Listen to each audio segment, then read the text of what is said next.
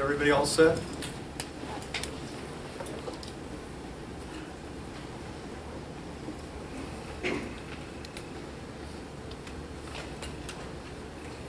Okay, after the news conference has been completed, Lieutenant Bresser has copies of the entire police department investigation, including 4 videos.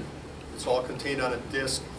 We also have a paper copy of the state report, and that has been attached to that disc. They'll be handing those out, one to each news agency as you leave the training room here.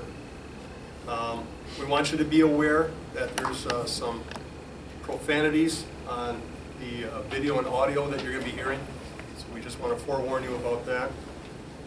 Chief Mahler will make a short statement, followed by Lieutenant Ramos, who will walk you through the investigation and our conclusions. When that is done, we'll have a short period of time for questions, and then we'll conclude this conference.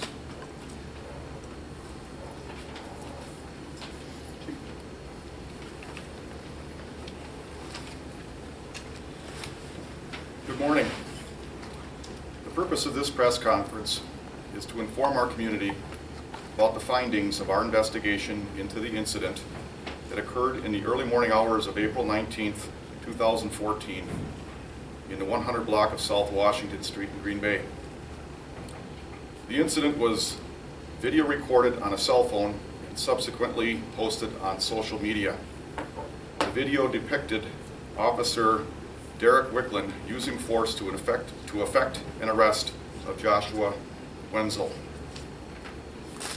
In a letter that I posted on Facebook on April 25th, 2014, I made a promise to the community that the department would thoroughly investigate the incident.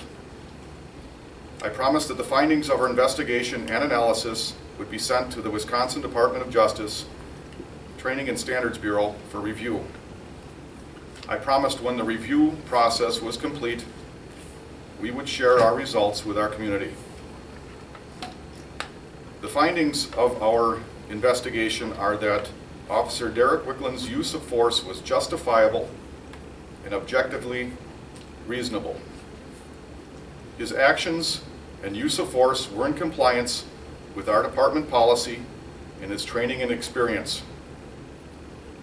Wisconsin Department of Justice Training and Standards Bureau concluded that it didn't appear that Officer Wickland used force in excess of that taught in the basic DAT preparatory training. The techniques were either trained techniques or dynamic applications of trained techniques. Based on my review of the investigation, the analysis, and the Wisconsin Department of Justice Training and Standards Bureau review, I have determined that Officer Derek Wickland is exonerated of the complaint of excessive force related to the arrest of Joshua Wenzel.